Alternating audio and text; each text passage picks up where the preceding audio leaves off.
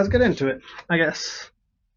This Pokemon is terrible. Love Disc is, by almost any competitive metric. Okay, first things first. I love the Pokemon Battle Revolution music in the background. Amazing game.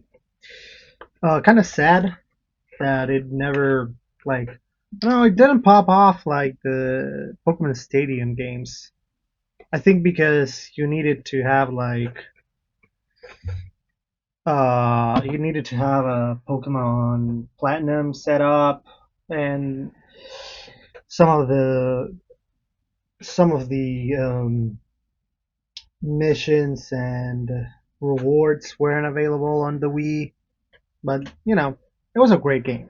Trick completely awful. The only fully evolved Pokemon with a base stat total lower than Love Disc can either turn into every other Pokemon, learn basically every move in the entire game, be completely immune to almost half of all attacks, or only exist when it only has 25% of its health left. Love Disc, on the other hand, has two unremarkable abilities. When it's raining, it either gets a stat boost to its speed, which is its only passable stat, or it can heal its status conditions. A bold play to assume that your opponent would bother wasting a status move on Love Disc in the first place. Its move pool is so shallow that a Love Disc wouldn't even be able to swim in it. Just about its only redeeming quality is that you can gift somebody a Love Disc to show your undying affection, which I'm convinced is less to do with the fact that it's shaped like a heart, and more because this thing is so weak, it's one of the only circumstances where you can safely hand somebody a wild animal. When Gen 5 first leaked, fans were absolutely convinced that a Llama Llama Llama Llama Llama had to be a Love Disc evolution, a long-awaited upgrade to a Pokemon severely in need of some help. Imagine their horror when it was revealed that instead, Game Freak had just created an entirely separate, unrelated, heart-shaped pink fish Pokemon. Do they just want Love Disc to be bad? Well, yeah, actually. I'm willing to bet that Game Freak will never make Love Disc good, or even give it a good evolution for that matter. Oh, sorry. I forgot to pause. You kind of have to have some bad Pokemon. It's not... Okay. I'm stumbling. It's not just about Pokemon. You just need to have some bad characters in any game, period. Maybe there are some exceptions, like I can think of, like, I don't know,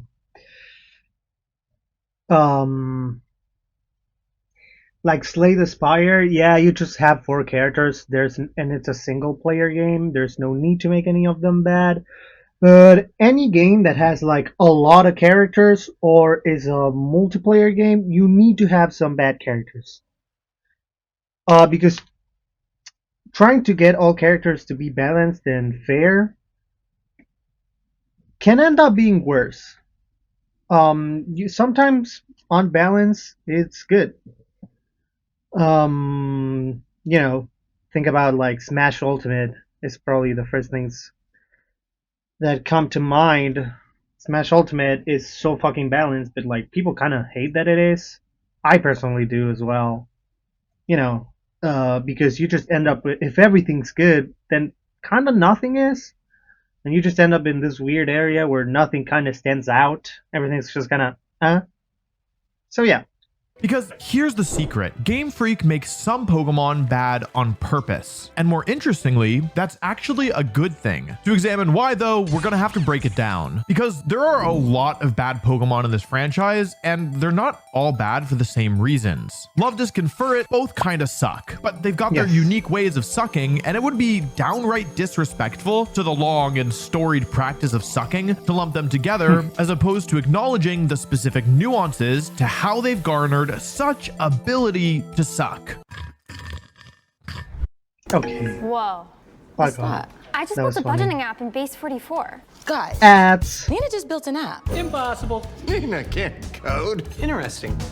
Part 1, the Achilles heel. You all know the myth of Achilles, right? He's like a big dude, really strong warrior guy, Mog's Hector. Kind of like me if I, lived in ancient times or whatever. His mom dipped him in a pretty gnarly looking river when he was a kid. You might think that's bad parenting, but the moms of the Pokemon world let their 10-year-olds become vagrants who bet on animal fights for a living. And Achilles' weird bath did make him totally invincible except for his heel. So all things considered, I think good old Thetis actually deserves Mother of the Year award. There's a whole group group of Pokemon who continue the lineage of Achilles. These are the Pokemon with their own Achilles heels, something that intentionally hampers them in order to balance. We can see this type of archetype where temper a stat might otherwise be. Yeah, I skipped forward in accident. My first thought, like just straight out the bat, Regigigas, Slacking, those are the first two that come to mind. Regigigas has slow start. Slacking has, how is it called? Truant? I think that's how it's called. Truant. Yeah, just abilities made to be kind of just keep him in check. They would be way too busted. I don't know about Regigigas. Regigigas is kind of like, maybe he should have be allowed to, not have it. I don't know if does he count as does Regigigas count as a restricted Pokemon? If not, it makes sense that he has slow start, but I don't remember right now. And yes, Slacking of course needs to have slow start. Truant. His stats are, I don't know if it was as good or better than Groudon and Kyogre. You can't have a normal Pokemon having those stats. That's insane. But yes, those are the first two that obviously come to mind. Another one that probably comes to mind, I don't know if this was as much on purpose, honestly, but Tyranitar. Like if his typing wasn't so awful, he would be he's already like really really broken. I think he's one of the few Pokemon that has won 3 worlds. So he's already incredibly good, but if his typing wasn't that as bad as it is, he would be even way better. Overwhelming. Usually this takes the form of an Achilles ability that can temper a stat profile that would otherwise be totally broken. We can see this type of archetype represented by Pokemon like Slacking, Archeops, and my... To be fair, I do not think Archeops would be broken without Defeatist. Personal favorite, Regigigas. We'll get to that later. Slacking, in contrast to Luvdisc, has the highest base stat total of any non-legendary, non-mega Pokemon ever introduced in the series. At 670 total BST, this thing is sitting on the same level as Kyogre, Groudon, Koraidon, and Miraidon. Bro, that's insane. That's insane. It's a Pokemon from Gen 3, a non-legendary that has the same stat as Koraidon and Miraidon. Disgustingly high attack stat, really nice bulk, and even a decent speed stat that allows it to move faster than a large portion of opponents. That is when Slacking is actually, able to move at all. Because more than any of that, what you probably remember about Slacking is its ability, Truant, which only allows Slacking to move once every other turn. Now, that might not have felt like such a big downside when you were getting obliterated by Norman in the Petalburg gym, who, by the way, absolutely takes the cake for the worst parent in the entire Pokemon franchise. He forces you to move to another region, abandons you in your new house, and then hacks in 2 Slaking that shouldn't even have evolved yet. We get it, Dad. They're your real children. But in competitive Pokemon, Truant is even worse than you could imagine. With the prevalence of Protect in VGC battles, you can pretty much guarantee that Slacking just never gets a chance to attack at all. Sure, there are some shenanigans you can pull by having your teammate set up on that turn or by using Feint to break Protect, but the long and short of it is that Pokemon is a game where you make moves, and Slacking only gets to do that half as often. Cut that 670 BST in half and we get to 335, which is 1 less than Unknown. Slacking is definitely better than Unknown, but make no mistake, this Pokemon is dog water. Our next Achillean hero is Regigigas, who honestly is eerily similar to Slacking. Did he say Regigigas? Our next Achillean hero is Regigigas, who honestly, this Pokemon is dog water. Our next Achillean hero is Regigigas. Regigigas? He's saying it like, what's his name? From Cars? Kachika! What the fuck was his name? Chick Hicks. He's talking as if he was Chick Hicks. Kachika!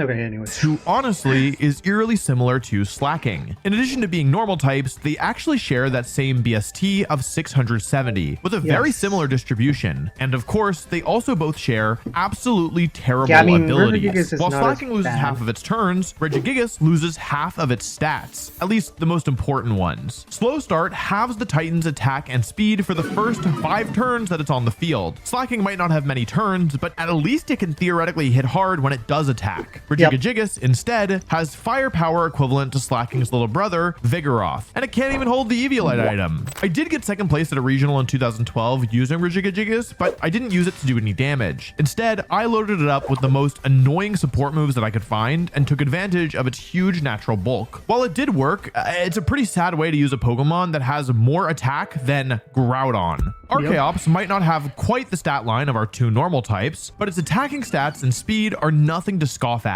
In fact, its BST is only outclassed by 2 other Pokemon who aren't legendaries, megas, paradoxes, or the illustrious members of the 600 Club, Palavan Hero, and of course, Slacking. Which, okay, yeah, when I say it out loud, I realize that is a lot of qualifications. It's like Archeops is claiming to be the best Ganondorf player over 6'2" with lactose intolerance in Staten Island. But here's the thing, much like our Ganon player friend, it doesn't matter how niche Archeops' claim to fame is. Let's go. When he hits you, an Alpha Red clip? Nice. It hurts. Just don't let him get close to any cheese. In Archeops' case, that cheese would be reducing its HP below half. See, to most Pokemon, lowering their health seems like a valid strategy, but this dramatic diva does not appreciate your underhanded tactics of dealing damage to your opponent. Archeops is like your friend who, once you start beating them in a game, goes, "Man, you're trying so hard, dude. It's just a game. I don't even care that much." And it just so happens to line up with the point where they start playing a way worse. Defeatist, Archeops' ability halves Archeops' attacking stats when it's below half HP. Now, you might notice that this ability is fundamentally better than both Truant and Slow Start. While all of them offer about a half power decrease, this one is conditional. And unlike Regigigas' ability, Archeops at least gets to start the battle at full strength. This is because Achilles' abilities exist on a kind of linear axis. The stronger the Pokemon would be without its ability, the more the ability has to hinder that Pokemon. Archeops isn't quite as strong as Regigigas or Slacking, so the ability doesn't have to be quite as bad. Some humans have abilities that nerf them too. For example, I have the ability Bad Gift Giver, which, you know, makes me really bad at giving gifts. I know. We can see that rule play out explicitly with our last example, my good friend Toadscruel. Toadscruel's stats are actually pretty mediocre. It's pretty specially tanky, but it does have this 4 times ice weakness as well as weaknesses to a couple other common types. It's kind of fast, but its attacking stats are bad. So what ability feels appropriate for that power level? And wait, why does Toadscruel need an Achilles ability at all? Well, for Toadscruel, it's not just because of its stats. It's the combination of its stats with one specific move, Spore. Spore is a move that had previously only ever been given to 5 Pokemon lines: Fungus, Paras, Shroomish, Morlul, and their evolutions, plus Smeargle. But I don't want to talk about that guy. Or, okay, fine, I will, but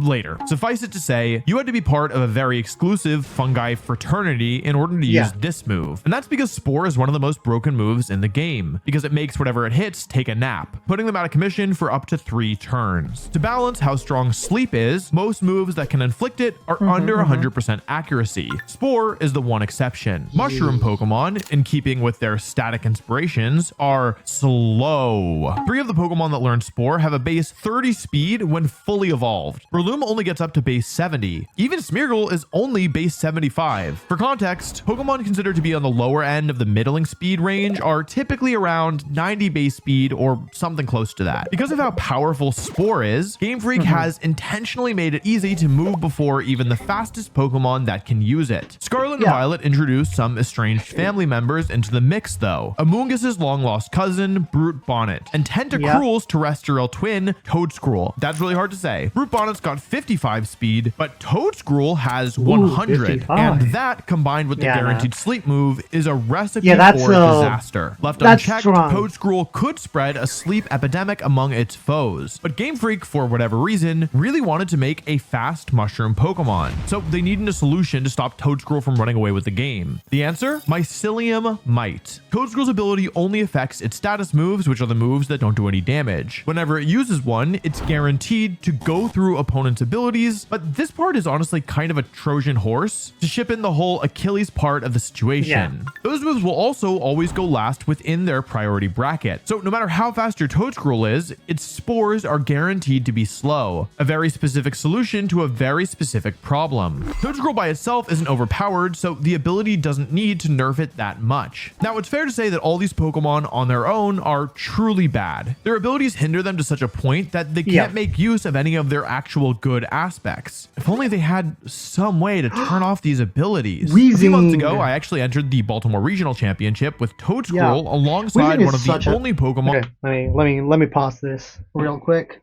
Weezing is such a cool Pokemon. Not necessarily in design, I think that's okay-ish, but in gameplay. God damn. I swear, it's so fun. Neutralizing gas is such a fun, like mind game type gameplay to use. Such a fun Pokemon. I think it's definitely one of my favorite like neutralizing gas and playing around abilities is one of my favorite strategies to play. I'm not good at it. Let me clarify that. I'm not good at competitive Pokemon in the slightest. I'm ass, but I do think it's fun. But yeah, it's really interesting the level of mind games you can play by having Weezing on your team. Who can turn abilities off. Galarian Weezing. With Weezing's neutralizing gas ability, my Toedscruel was free to show just how good it would be without that pesky ability. The result? Pretty good. I went undefeated on the first day of the tournament before finally being eliminated in the top 16. But I'm not the only player who tried to take away some of these Achilles heels. Back in Sword and Shield, Regigigas plus Weezing was actually a somewhat common strategy, with the same idea behind Toedscruel and Weezing. But overall, these Pokemon are bad. These strategies that get around their abilities are not that dominant outside of a surprise tournament run every now and again. And I think it's actually good that they're bad. To explain why, we've got to go all the way back to their namesake, Achilles. Like I said earlier, you probably have heard a bit about Achilles, a fearsome warrior who is totally invulnerable except for his heel, because it was the spot his mother held him by when she dunked him in the river Styx. The story of Achilles' eventual downfall because of his weak spot is so well known that it's given the name to one of our body parts. Except here's the thing, in the original Iliad, Achilles' heel isn't mentioned at all. Achilles isn't even invulnerable in the first place. He's just goated. He's a mortal man who we see injured, and the story ends before his supposed weakness is ever exploited. That story wasn't written down until Publius Papinius Statius's unfinished epic poem, appropriately enough called the Achilleid, which he didn't write until sometime around 800 years after we think the Iliad was first written. Why did later myths give Achilles this fatal flaw then? Why go through the trouble of retconning a story that was already enshrined? Well, the answer's kind of simple, because it's really cool. Look, Achilles is an interesting character in the Iliad, but he's also, how do you say, a little overpowered. Honestly, it's kind of rude that the main thing that we know him for is his one weakness that he actually does have. You know, I think it's hilarious you kids talking about Achilles. You wouldn't say this stuff to him at Troy. He's jacked. Not only that, but he wears the freshest loincloths, gets dipped in the chillest rivers, and hangs out with the hottest dudes. Y'all are pathetic, lol. Achilles' heel lets him stay overpowered while also being flawed, human, interesting. And that's why Game Freak makes these Pokemon. It's cool to have a monstrously powerful Pokemon who has one major flaw that you have to find a way of overcoming. It means Game Freak has the latitude to give a Pokemon like Slacking insane stats, or to make a turbocharged mushroom that they never could have done before. From a strategic perspective, it also offers a different way to strategize. Abilities that explicitly nerf your Pokemon are rare for a good reason. They're normally not very fun to play with, but the very existence of these abilities offers opportunity to play around them in interesting ways. And take it from me, when you can pull it off, it feels really good. I think they're also getting better at making these types of Pokemon. Palafin is a new Pokemon that also has an interesting ability that holds it back, but it actually is really good, or it was at least during part of Scarlet and Violet's life cycle. These Pokemon are undeniably interesting, and Achilles' abilities let us do stuff like take a landlocked Tentacruel clone to top 16 of a regional. Part 2, Cursed Bloodlines. This is a Pokemon called Wugtrio. When I look at Wugtrio, you can probably guess what I'm reminded of, right? Wugtrio. That's right, the 19th century American novelist Nathaniel Hawthorne. That's not who you think of? Okay, let me explain. In 1804, Nathaniel Hawthorne was born in Salem, Massachusetts, to a family whose history was irrevocably intertwined with their hometown, and not in a positive way. His father, John, was one of the leading judges in the Salem witch trials. His father, Nathaniel's grandfather, William, led the persecution of Quakers in the 1600s. Convinced that the actions of his ancestors had cursed his family, Hawthorne changed his name, adding a W to the family name Hathorne to become Haw. Okay, he was already based in that time. He was like way ahead of his time. He was being like, oh yeah, I need to add a W to my family. Thorn. In 2022, Wugtrio did the same thing, adding a W in hopes to escape the horrible fate of having a stat line tied to its relative, Wugtrio. Much like Nathaniel Hawthorne, its efforts were in vain. See, Wugtrio belongs to a host of Pokemon who are condemned to be bad solely by virtue of their blood. The regional forms and ecologically similar Pokemon who have the bad fortune to be tied to Pokemon who are already kind of bad. In Alola, we've got Alolan Raticate, Sandslash, Dugtrio, Persian. In Galar, you've got your Stunfisk and Rapidash, and even Hisui has some Pokemon condemned by their lineage, like Hisui and Avalugg and Braviary. In a lot of these cases, the burden of being saddled with your original stat line is just too much to overcome. Now, I'm not saying that Alolan Sandslash's only problem is that it's related to Sandslash, but it certainly doesn't help. Now, this is of course not the case for all regional forms. Sometimes a regional form might be good because its counterpart was already good. In fact, there are quite a few Pokemon who are arguably improvements from their old selves. We already mentioned Toedscruel. Paldean Tauros has actually seen some recent competitive play, and Sneasler has terrified the format in ways that Weavile could only dream of. Galarian Darmanitan is a huge upgrade from... To be fair, Sneasler is an evolution. Its old Unova version, thanks to guerrilla tactics, and Alolan Ninetales has pulled the same Fired Ice trick to become the game's go-to Aurora Veil setter and resident freeze merchant. But in most of these cases, the prior Pokemon already had at least decent base stats. All they needed was a new coat of paint. And for every success story, there is someone whose makeover didn't go as well. We can imagine a world where Hisui and Avalugg totally redistributes its stats to make use of its decent total BST. In the world that we actually live in, it got 10 more attack and speed at the cost of 10 less special stats, and a rock typing that made it quadruple weak to both fighting and steel. Try as you might, I can't really imagine a world where Galarian Stunfisk breaks the shackles of being, well, Stunfisk. Actually, I can't imagine that world, and it's Pokemon Go. I know a little bit. That one's for you, Pokemon Go players. There are a few notable exceptions to this rule, but most of them come with some other factor that made a Pokemon that should have been bad actually viable. For example, Alolan Marowak actually was a really strong pick in the early Sun and Moon metagame because of its typing and its use in Trick Room and a couple strong moves that it has. That said, this thing gets to hold the Thick Club item, meaning what looks like a really terrible stat profile is actually pretty scary since it doubles Marowak's attack stat. Likewise, Alolan Persian saw some play as a fast prankster immune utility mon before Incineroar ever came out, but it has the Fur Coat ability, effectively doubling its defense stat. If either of these Pokemon were truly locked to their old stat profiles, I doubt they'd have seen much play at all. As for why it's good to be bad, well, it's hard to argue that regional forms aren't cool. A new take on a classic Pokemon is really exciting. Personally, when they revealed Alolan Executor, I may have lost my mind a little bit. I think it would be pretty lame if these forms were only limited to Pokemon that were already really good. You might have used Eradicate way back in the day. Aren't you excited to use it again? But this time it's 4 times weak to fighting? No? Just me? This explains why regional forms are also given to bad Pokemon. But why are those Pokemon bad in the... Regional forms are fun. That's basically it. There's literally no other reason. There's no other reason for them to exist. It's just fun and honestly based. It only needs to be fun. First place. Persian and Raticate don't get special abilities that let you fulfill other power fantasies. Why do they suck? Well, let's talk some more about Raticate. Yeah, you just kind of need some first of them. Friends. Yeah, the first, you can be my friend. Yeah, of course. Like, it's common to have the first party members on RPGs just not be as good as the late ones. It's just basic, like, tropes at this point. First friends, if you subscribe to the channel. Cut that out. Subscribe. You're enjoying the video, right? I know you are because you're still watching. You should subscribe, please. I'm between asking and begging. It helps me out. It helps the channel out. You'll get more content if you like this because you're still here. I hope you like it, unless you really hate me, in which case you'll get more of that too, if that's what you want. I don't know. I'm not judging. A lot of people are watching these videos and most of them aren't subscribed. So I just wanted to say something because a lot of you think you're subscribed, but you're not. Every video where I say this, I'm not. Leave comments that they're like, I thought I was subscribed. I think I'm and I actually wasn't. not That subscribed. could be you. Don't be like a fool. Be smart person and a first friend. You remember Let's check. I think I'm not subscribed. I'm not. See, you go here and you do this. Da-da-da-da-do. Bam. And you can also leave a like, leave a comment. I'm not going to do that now because I'm watching. Give me a sec.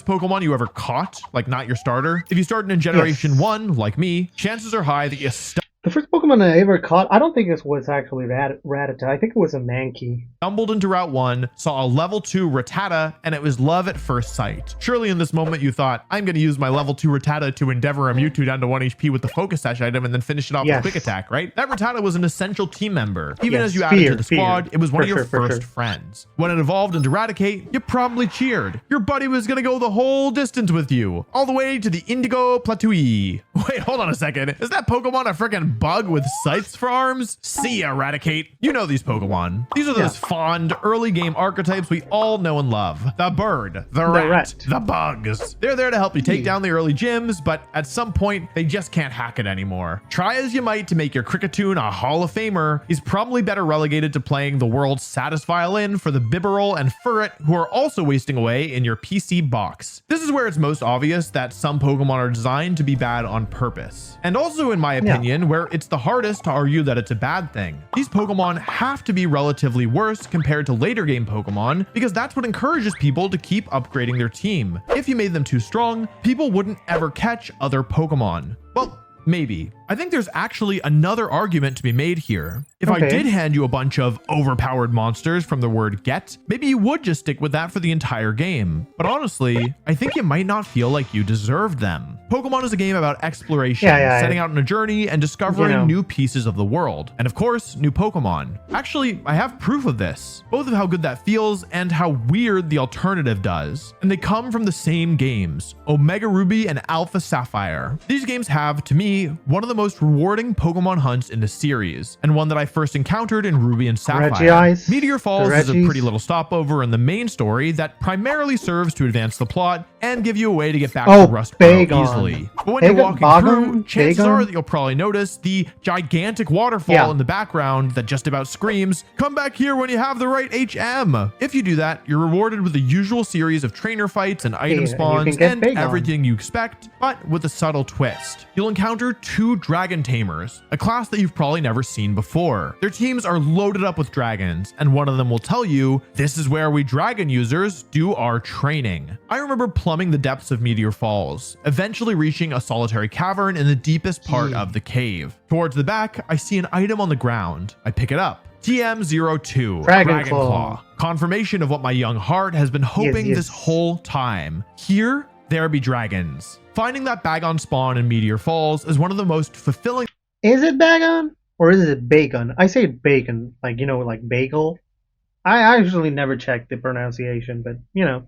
Things I've ever done in a game. I had to work for it, and once I had trained my Bagon up to Salamence, my work was handsomely rewarded. It said that Bagon's dreams of flight let them eventually take wing as Salamence, and I felt that same wish fulfillment in my quest to obtain a dragon. And then in Omega Ruby, fucking, you just are like, hey, do you want a Latios or a slash Latias with a Mega Evolution just out of nowhere? There you go. Yeah, it's kind of weird. I mean, it's also just not fun, but it's just weird, honestly. I don't know why. Even Stone hands you a Latios right after you beat the third gym. What else do you expect from the spoiled rich heir to the Stone fortune? This guy's a Nepo baby, by the way. Yeah, bad parenting. Ooh. Look, I agree that soaring through the sky on the back of the Eon Pokemon was one of the coolest things that I've done in a Pokemon game, at least at first. It did get kind of old kind of quickly. But I boxed that Latios immediately because I didn't think it was time for me to have a Latios yet. It's like Gym 3. Maybe you used it. But I think that the early game Pokemon being bad allows for the power curve of the game to rank up in a very intentional way that keeps things engaging. Breaking that curve kind of breaks enjoyment of the game. What's the point of catching new Pokemon if they're not going to be stronger than my Mega Latios? And I think Game Freak knows this now, because in Scarlet and Violet, you get handed a legendary before you even get to school. You just don't get to use it in battle until much, much, much later. And when you finally do, after some very traumatizing realizations, by the way, it culminates in what is, in my opinion, one of the most genuinely affecting moments in any Pokemon game. So we've proven our point on why these first friends should be bad Pokemon. But Are they actually bad Pokemon? From a design perspective, no, I would not say so. Competitive, These Pokemon are yes. often fun, goofy, and cute, and even when they aren't, they're just so iconic and memorable because everybody sees them who plays the games, and many players will use at least some of them for the entire duration of the game. But competitively speaking, yes, these Pokemon are typically extraordinarily awful. Kricketune, Bibarel, Furret, Watchog, Dustox, these Pokemon are not accomplishing anything of note in a serious battle. But there are some notable exceptions that, strangely enough, almost entirely come from the avian members of this subgroup.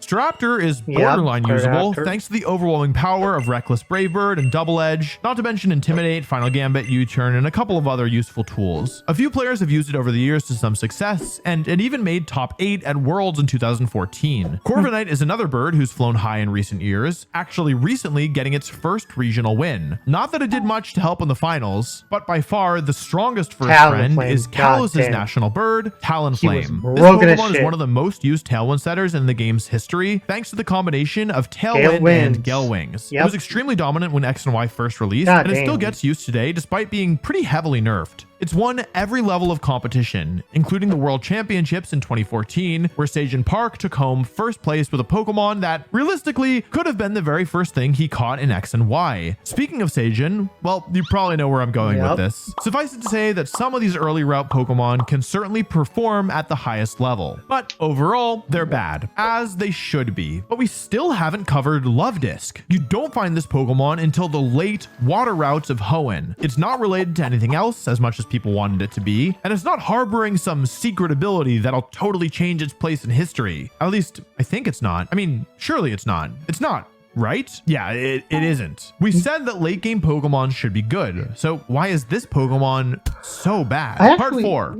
If everyone's super, that's what I meant. No one is. Sir David Attenborough once said, "It is that range of biodiversity that we must care for, the whole thing, rather than just 1 or 2 stars." And you could be a star if you subscribe to the channel. This is a category that is inherently tied to the last one, but it still is distinct. While the first friend Pokemon are often part of evolutionary chains that simply can't compare power-wise, even when they're fully evolved, these are more of the Dex fillers. You know these Pokemon. Often, they're single-stage Pokemon who you encounter sometime in the mid-game. Maybe strong enough then to hold their weight, but thoroughly outclassed later. I'm talking Carnivine, Carbink, Tropius, Stunfisk. These Pokemon are underpowered to better enhance out the Pokemon world's semblance to a diverse ecosystem, and sometimes to give the NPCs Pokemon that even a kid can beat without breaking a sweat. Satoshi Tajiri famously drew the inspiration for Pokemon from collecting insects as a kid, and you can imagine that in his childhood exploration, he saw a bevy of different bugs, some of them stronger or more dominant than others.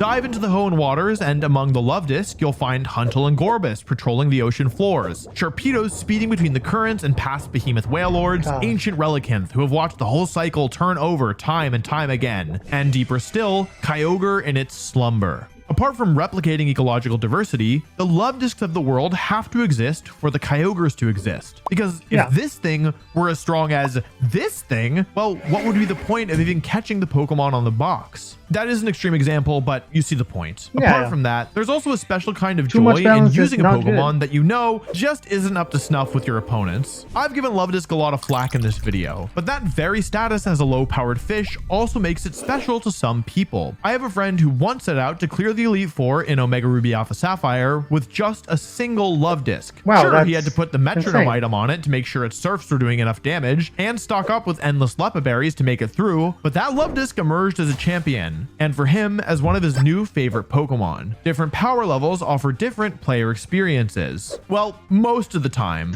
Some of these things really are so bad that it is offensive. If you watch my video on the worst Pokemon ever, you know that when I first ran into Carnivine in Diamond and Pearl, I was actually super hyped to use it, until I tried to send it out in battle. It's a mediocre grass type with Levitate to go from resisting ground moves to being immune to them, floating over toxic spikes. This is the kind of bad Pokemon that I wouldn't really even be excited about using because it doesn't have a niche, and Game Freak seems to get that, honestly. The old model of the mediocre single stager, Luvdisc, Carnivine, Tropius, it seems to have changed. Nowadays, these Pokemon often get some sort of signature ability or move that, while it might not make them amazing, at least makes them unique to play. They've got their thing, you know what I mean? Kamala can't be status because of Comatose. Bruxish, for as much as I hate the way it looks, gets to spam Strong Jaw Psychic Fangs or even Dazzling as its signature ability. Cramorant has Gulp Missile, Ice Cube gets Ice Face, Stonejourner has Power Spot. Sometimes these weird signature abilities actually even can make a Pokemon good. Maybe sometimes a little bit too good. In addition to changing the archetype, Game Freak has also updated or buffed some of these old bad Pokemon, either with new abilities or evolutions. Mawile, one of the most useless Pokemon in the game before Mega Generation Mawile. 6, Kinda broken became as one of shit. the strongest thanks to the addition of the Fairy typing and the notorious Mega Mawile. Farfetch'd got a full-on new evolution. Well, I mean, Kangaskhan, god damn. Mega Kangaskhan?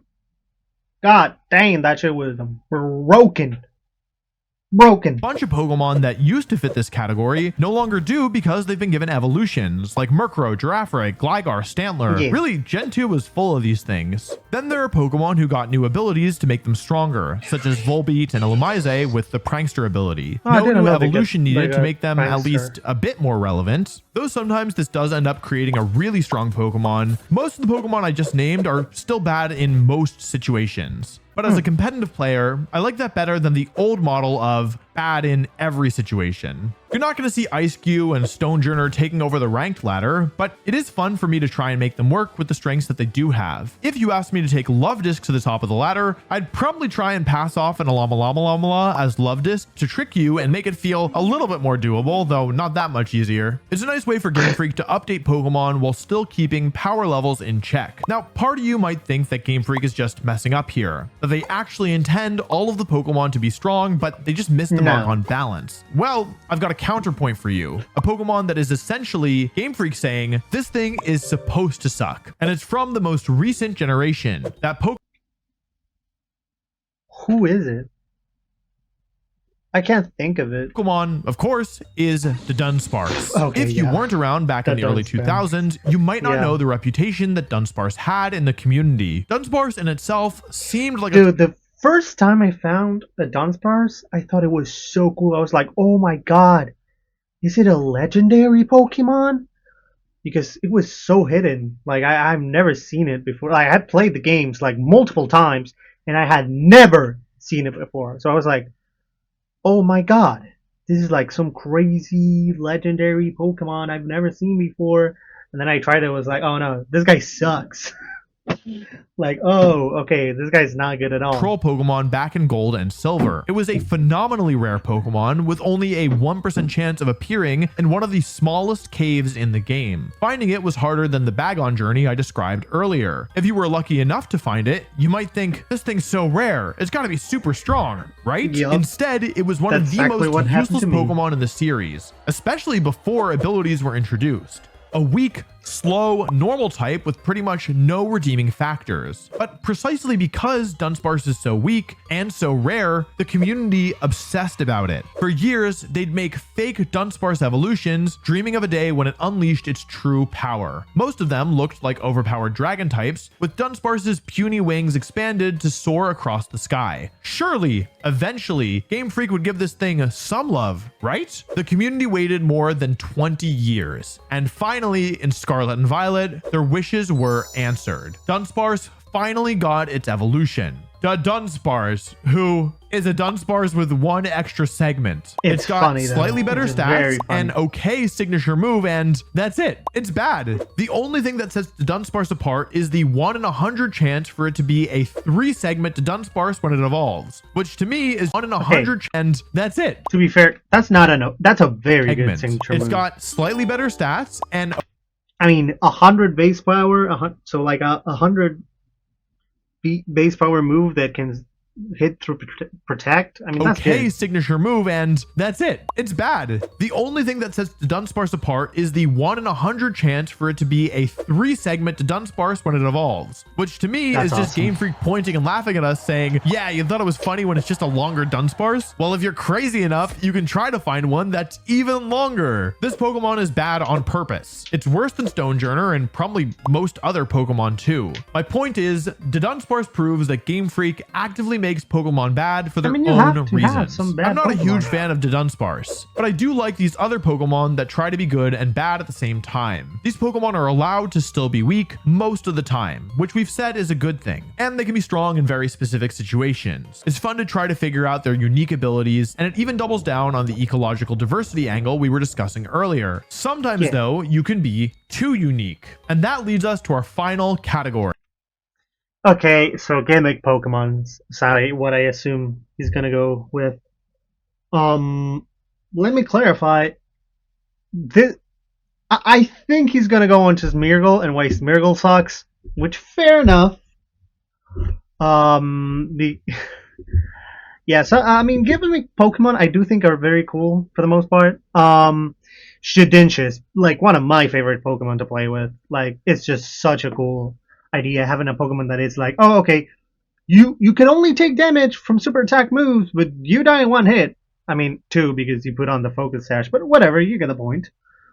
What other gimmick Pokemons are there? Stuff like, well, yeah, my first thought was, Smeargle that can learn any move. Dondoso. How the fuck do you pronounce that? Dondoso? I think that's how you pronounce it. Dondoso and Tatsugiri. Those are some cool gimmick Pokemons.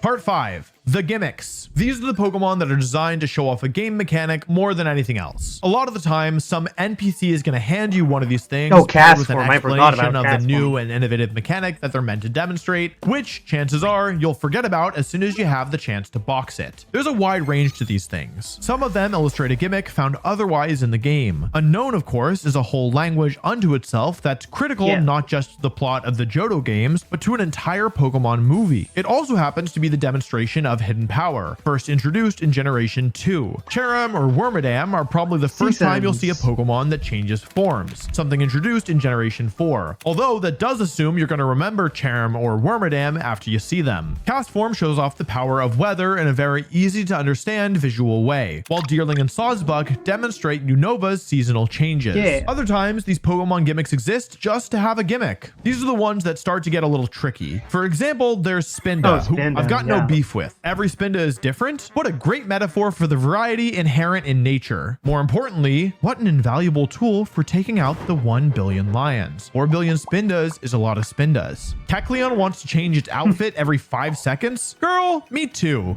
Relatable queen. Mi trabajo es fácil porque uso clicker. Así es como llevo el control de todas mis tareas. Empiezo vaciando. I guess there's no real reason that these Pokemon all have to be bad on like a statistical level, but for some reason they almost always are. Perhaps the best reason we can find is the one gimmick that shows us what happens when gimmicks go bad. By which I mean when they're good. Smeargle. Smeargle's meant to represent artistic freedom, the power to express yourself limitlessly with its move choice, crafting a Smeargle that fits your vision of what Pokemon should look like. Turns out, everyone is really into a vision that looks something like a dark void plunging your opponent into endless nightmares. No, I swear, I don't want to use Dark Void, it's just that Darkrai's my favorite artist. You know, me personally, I'm just a big fan of his Endless Void era. You too? Wow, what are the chances?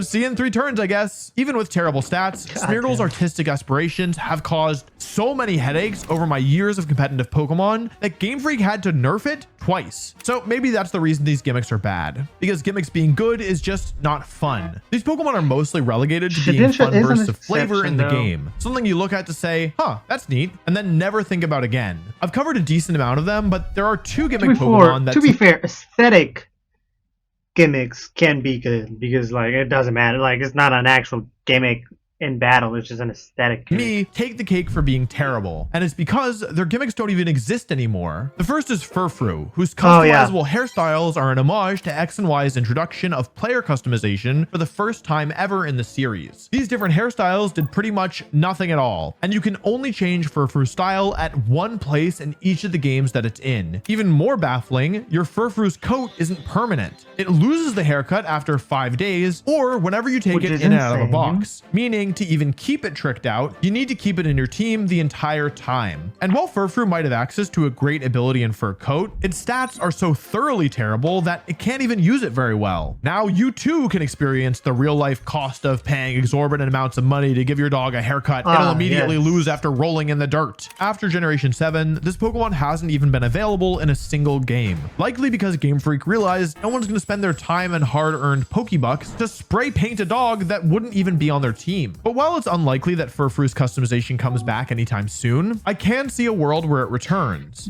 By the way, which team, which Furfrou customization are you guys? I'm definitely Star. You know, the light blue Star in my IMO is the best one. Like, not even close. But I don't know. Which one do you guys like? I feel like no, I don't see anyone ever use the Pharaoh one. I feel like everyone uses either the light blue Star or the heart. But I don't know.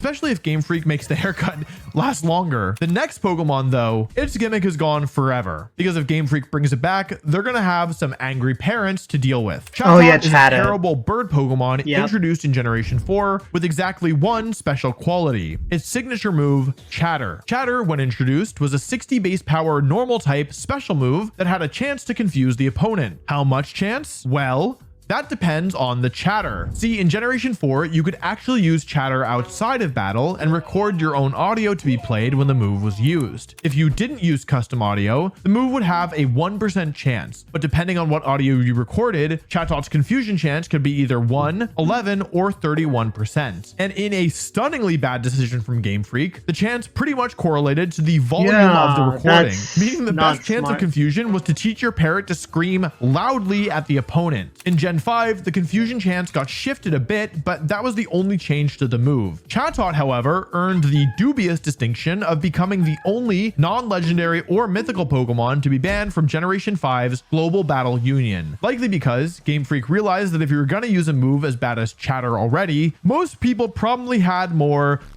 nefarious intentions of communication. Chatot can say slurs. In Gen 6, Game Freak removed the custom audio entirely. That's not a good thing, probably feeling bad for Chatot, buffed Chatter to base 65 power and 100% confusion rate. Chatot, while available in Legends Arceus, has also been conspicuously absent from the last 2 generations of Pokemon. And I suspect even if it does return, it will be condemned to an eternity of being a bad Pokemon without even a crappy gimmick to redeem it. There are many reasons that a Pokemon can be bad. These categories aren't official either. Plenty of Pokemon don't quite fit into one box or fit into multiple. Like the gimmick Pokemon who are also the mid-game single stagers, or Pokemon with unique abilities who are still held back by their need to be close to their relative stats. I might have broken them into different categories, but at the end of the day, they all really share the same reason for being bad. And it's something we already said earlier on. Different power levels offer different player experiences. Imagine how boring Nuzlocke or other challenge runs would be if every Pokemon was just overpowered. Different power levels, as with the first friends, are key, not just to making powerful Pokemon feel good, but to making all Pokemon feel good. Most of the time. I still don't have anything good to say about Carnivine. Thanks for watching.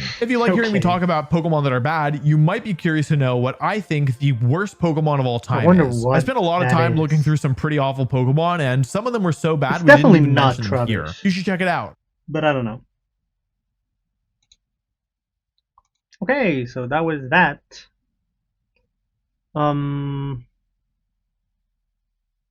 We went live for an hour and a half. I think I can get going for now. It's almost 7 p.m., so I assume Sweet Frequency is about to go live in a bit. So yeah, I'll go for now. Bye bye.